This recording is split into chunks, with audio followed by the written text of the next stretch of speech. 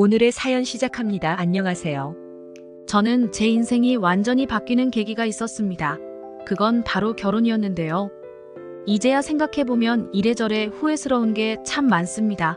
꼭 해야만 하는 것도 아니었는데 왜 그리 해야만 하는 것처럼 그렇게 해버렸는지 말이죠. 신랑과 저는 선을 보고 만나게 되었습니다. 저희 엄마의 지인분이 신랑이랑 잘 알고 지내는 사이다 보니 성화에 못 이겨 신랑을 소개받게 되었고, 나이가 30이 다 되어가니 저도 진지하게 만남을 이어갔습니다. 사실 선을 보고 결혼을 전제로 만난다는 생각을 하게 되니 작은 티끌이라도 마음에 들지 않는 부분이 있으면 맞춰서 살아야 하는 걱정을 자꾸 하게 되더라고요.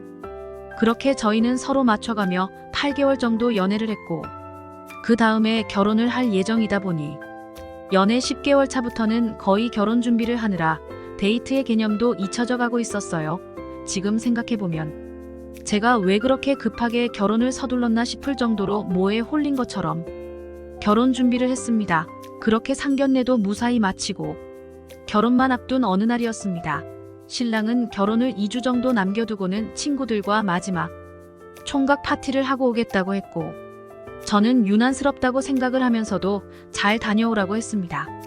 그리고 다음날 신랑이 다 와간다는 전화에 신혼집 베란다에서 밖을 바라보고 있었는데 친구의 차에서 신랑이 내렸고, 제가 신랑을 부르려고 소리를 지르려는 찰나 친구의 차에서 친구가 신랑에게 뭔가를 던지더라고요. 그게 그런데 언뜻 보아도 여자의 속옷이었습니다. 저게 뭐지 싶어서 계속 봤는데 신랑은 막 웃더니 다시 그 속옷을 친구의 차에 던지고는 집을 올라오더라고요. 그런 신랑이 집으로 오자 물어봤어요.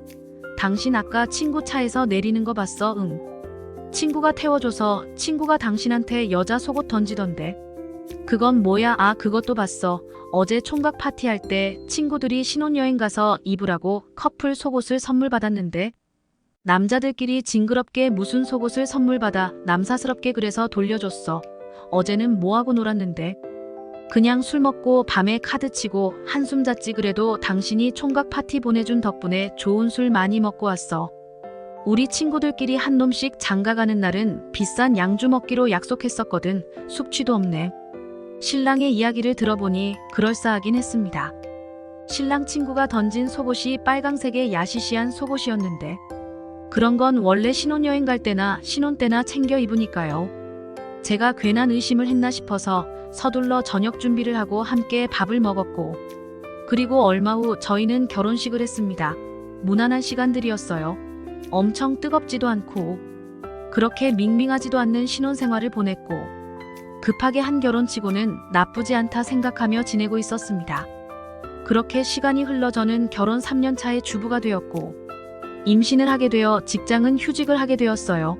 임신을 하게 되고 배가 불러와 신랑과의 관계를 하기도 힘들어졌고, 그런 부분에 있어서 신랑이 많이 힘들어하기도 했습니다. 그래서 주말이면 신랑은 친구들과 새벽 낚시를 하러 가거나 개모임을 하러 가던 날들이 많았는데, 그날도 새벽 낚시를 갈 거라고 신랑이 전날 저녁부터 친구 집에서 저녁을 먹고 간다고 해서 아무런 의심 없이 그날도 신랑을 보내주었습니다. 그리고 저는 태어날 아이를 위해서 모비를 만들고 있었고요. 그런데 그날 저녁은 여느 때와 달리 심심해서 언제쯤 오는지 궁금하기도 하고 뭐 하나 궁금하기도 해서 신랑에게 전화를 걸었습니다. 여보세요, 여보세요. 당신이야. 수화기 너머로 들리는 알아들을 수 없는 작은 소리는 새벽의 조용함 때문인지 제 귓가에 조금씩 선명하게 들리기 시작했고, 자세히 들어보니 신음소리 같은 이상한 소리가 나고 있었습니다. 그리고 그 소리는 분명한 여자의 소리였고요. 그렇게 멍하니 전화기를 두고 몇 분쯤 흘렀을까요? 갑자기 신랑이 여보세요 하는 소리가 들렸고, 제가 아무 말 없이 있으니 전화가 끊겼습니다. 그렇게 다음날 아침에 신랑은 전화가 와서는 아무것도 모르는 척 저에게 이야기를 했습니다. 어제 새벽에 전화 걸었어. 응, 모르겠는데 난 일찍 잤는데 내가 전화했었어. 아니, 기록이 있길래 뭔가 해서 에이, 새벽에 무슨 잘못 눌렸나 보네. 그러게 나 점심 먹고 들어갈게. 응, 알았어. 그리고 전 이걸 어떻게 해야 하나 고민하고 있는데 드디어 신랑이 집으로 오고 있는 게 눈에 보이더군요. 가만히 보니 지난번과 같은 차였어요. 신랑은 분명 개모임을 하는 친구가 7명쯤 있는데 1박을 하는 날이면 꼭 몇 명의 같은 친구들과 다니던 게 생각이 났습니다. 뭔가 생각하면 할수록 찜찜하고 뒤가 구린 짓을 하고 있다는 것 같다는 촉이 오는 겁니다. 그래서 이런 내용을 빨리 알아내려면 휴대폰의 내용을 확인하는 게 제일 낫겠다 싶어서 그날부터 저는 신랑이 휴대폰을 열기 위해 노력을 했습니다. 비밀번호가 걸려 있다 보니 그냥 볼 수가 없었기 때문에 며칠 동안은 안 보는 척하면서 신랑 손가락만 보고 있다가 저는 결국 비밀번호를 알 수 있게 되었어요. 그 비밀번호 알아내는 데만 일주일은 걸린 것 같습니다. 그렇게 비밀번호를 입력하고 들어간 단체 카톡방을 보니 제가 모르는 단어들이 한가득했는데 그 속에서도 유추할 수 있는 건 신랑이 유흥업소를 다닌다는 것이, 특히 원정으로 오피텔이라는 곳을 가는 걸 알게 되었습니다. 친구들 7명이 있는 개모임방 이외에 오피텔의 톡방이 따로 있었는데 그 카톡방의 내용은 정말 가관이었습니다. 저와 결혼하기 전부터 신랑은 친구들과 오피텔에 자주 다녔는데 대전에서 부산까지 내려갈 정도로 거기에 미쳐 있었어요. 그리고 그 카톡방에서 결혼 전 총각 파티를 한다고 했던 날의 기록이 있었는데 신랑이 자주 찾는 아가씨가 있는데 그 아가씨가 실력이 결혼한다고 본인이 입고 있던 속옷을 벗어서 선물로 신랑에게 줬다고 되어 있더군요. 그래서 친구는 그 속옷을 가져가라며 톡을 보냈는데 신랑이 당연히 가지러 갈 테니 잘 보관해 두라고. 그것 때문에 와이프한테 걸릴 뻔했다고 다음번에 와이프 만나면 그때 속옷 선물해 줬다가 본인이 부끄러워했다면서 말을 해주라고 입을 맞추는 내용들까지 있더라고요. 실제로 집들이를 할 때 그 친구가 저에게 총각 파티 때 속옷을 선물해 줬는데 땡땡이가 부끄러워서 재수 씨한테 못 주게 하더라고요. 그런 말을 했거든요. 그 카톡 내용을 보면서 얼마나 화가 나고 수치스럽고 눈물이 나던지. 그리고 최근 연락에 저장되지 않은 번호가 있었는데 아마 부산의 오피텔 그 여자인 것 같았습니다. 오빠 다음엔 언제 올 거야 글쎄. 와이프 출산 전에 한 번 더 가야지 그래. 다음엔 어떻게 준비해 둘까. 다음번에 친구 부친상 당했다고 하고 갈 거니까 그렇게 알고 있고. 알겠어. 오기 이틀 전에는 연락 줘야 해. 당연하지. 역시 구관이 명관이야. 그냥 생각해봐도 이 여자랑 신랑이 함께 관계를 갖는 5년 이상 되어 보였습니다. 그러니까 저를 만나기 전부터 신랑은 오피텔에 자주 다녔고 고정적으로 만나는 여자가 있었던 거죠. 내용을 확인하는데 정말 구역질이 날 뻔했습니다. 그렇게 멀쩡하고 순수하고 깔끔한 척하던 남편도 그렇게 그 친구놈들까지도 정말 소름이 돋았어요. 그래도 이렇게 당하고만 있을 수는 없다는 생각이 든 저는 신랑의 휴대폰 내용을 캡처해서 제 휴대폰으로 옮겨두었고 혹시 모를 그 여자의 전화번호도 제 휴대폰에 저장했습니다. 며칠 동안 이걸 어떻게 해야 하나 생각하다가 전 이렇게 된 거. 정면 승부를 하자는 생각이 들었습니다. 너무 화가 나기도 했고 이 방법밖엔 없다고 생각을 했거든요. 그래서 저는 그 여자에게 전화를 걸었습니다. 여보세요, 누구세요? 저 땡땡씨 와이프 되는 사람입니다. 몇 가지만 물어볼게요. 처음에 그 여자는 제 전화를 끊어버리더군요. 그래서 저는 그 여자에게 제가 묻는 말을 잘 대답해주지 않으면 상간녀 소송을 걸겠다고 협박을 한 뒤에야 정상적인 통화를 할 수 있었습니다. 저의 신랑은 언제부터 만나신 건가요?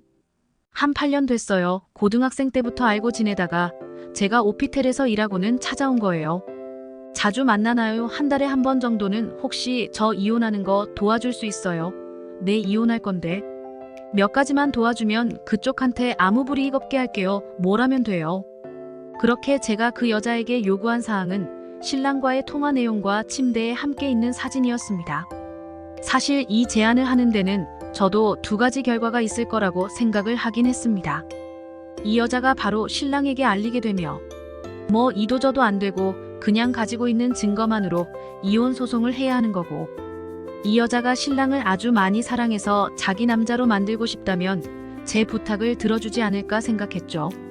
제가 이혼해주면 자신에게는 좋은 일일 테니까요. 이 여자가 고민하는 듯하니 저는 바로 또 그 여자에게 말했습니다. 부탁을 제대로 들어주지 않으면 오피텔을 바로 경찰에 신고하겠다고 말이죠. 제 협박이 먹혔는지 이 여자가 순순히 협조를 약속했고 그렇게 3주 정도 지나서 증거를 받을 수 있게 되었습니다. 그리고 그 증거를 가지고 저는 시댁으로 갔습니다. 제가 오랜만에 어머님이 해주시는 저녁 먹고 싶다고 했어요. 남편도 시댁을 오게끔 해둔 상태였었거든요. 그리고 그 자리에서 저는 이야기를 꺼냈습니다. 저 이 사람과 이혼하겠습니다. 그게 무슨 소리야, 여보, 다들 무슨 소리냐는 눈빛으로 절 바라보는데 저는 이런저런 소리도 별로 하고 싶진 않더라고요. 그냥 제가 준비해 놓은 증거들만 눈앞에 펼쳐두었습니다. 음성으로 녹화된 통화 내용과 그 여자의 사진, 그리고 그 친구들과 카톡 내용을 보여주니 신랑은 아무 말도 못했고 시부모님들은 이게 뭐냐 처음엔 이해조차 잘 못하시더군요. 그래서 차분하게 말씀드렸더니 시부모님은 처음에는 저를 말리시더라고요. 하지만 제가 계속 반응이 없으니 남자도 원래 호기심에 한 번씩 이럴 때 있다고. 특히 와이프가 임신 중이면 더 그렇다고 하는데 이게 무슨 쌍팔년도 개소리도 아니고 정말이지 정이 제대로 떨어지더라고요.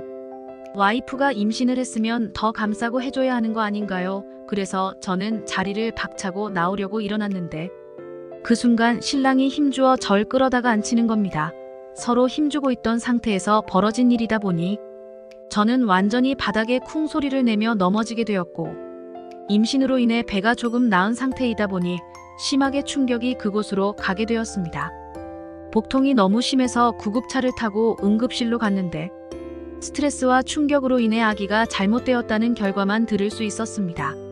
뭐 상황이 이 정도까지 되어버리니 시댁 식구들도 더 이상 저에게 강요하지도 못하고 찾아올 엄두도 못했고 전 이혼 소송을 시작하게 되었습니다. 외도에 추가해서 폭력까지 해서 말이죠. 그렇게 이혼 소송이 진행 중이었는데 어느 날 그 여자에게서 전화가 왔습니다. 자기 좀 살려달라고요. 알고 보니 이 인간이 그 여자가 증거를 저에게 준 것을 알게 되어서 분한 마음에 그 길로 쫓아와서 여자를 팼다고 하는 겁니다. 솔직히 그 여자를 제가 도와줘야 할 필요는 없는데 그래도 남자에게 맞은 그 여자를 모른 척 할 순 없었습니다. 그래서 그 여자에게 그냥 각오하고 경찰서에 신고를 하라고 했습니다. 신랑과 시댁 식구들은 또 하나의 비상이 걸린 거죠. 폭행을 했는데 합의는 절대 안 해준다는 상대를 만나고야 말았으니 말입니다. 그렇게 둘이 죽고 못 사는 건가 싶었는데 신혼이라는 여자라고 막 해도 된다고 생각했을까요? 정말 하는 짓마다. 이렇게 인간으로서 바닥을 보이는 놈과 제가 결혼했다는 게 얼마나 후회스러웠는지 모르겠습니다. 그렇게 이혼 소송은 뭐 당연히 잘 끝났고 위자료를 넉넉히 받게 되었습니다. 그리고 그 인간과 연결된 것은 다 싫어서 전 지방으로 내려와서 혼자 지내고 있습니다. 그 여자는 저도 솔직히 좋지는 않은 저에게 마지막 연락이라며 근황을 알려주더라고요. 자기도 합의금 좀 세게 받고 일은 마무리 지은 상태이고 본인이 하던 일도 그만두고 이제 조용히 시골에 계시는 부모님 모시고 살기로 했다면서 저에게 고맙다고 하더라고요. 신랑은 이혼해 경찰서까지 들락거리고 게다가 아주 더럽게 놀았다는 게 회사에도 알려져 퇴사 공고를 받아서 그렇게 백수됐나 보다 했는데 그 이후 술을 하도 퍼마시고 돌아다니다가 음주운전으로 사람까지 하나 쳐서 인생 아주 완전 쫑났다는 소식까지 들었습니다. 자업자득이죠. 뭐 이제 그 여자에게도 연락을 그만해달라고 말했습니다. 이젠 어떤 소식도 듣고 싶지 않아서요. 다만 제가 지키지 못했던 아이가 생각이 나는 게 조금 힘이 듭니다. 아이만큼은 정말 잘 키우고 싶었는데 말이 저는 요즘 제가 할 수 있는 가게를 생각하고 있습니다. 마음도 좀 추스리고 몸도 추스르고 나서는 또 한번 열심히 살아보려고요. 저도 제 인생이 결혼으로 이렇게까지 달라질 줄은 몰랐는데 정말 인생은 아무도 모르는 것 같습니다. 구독과 좋아요, 알림 설정으로 응원해주세요.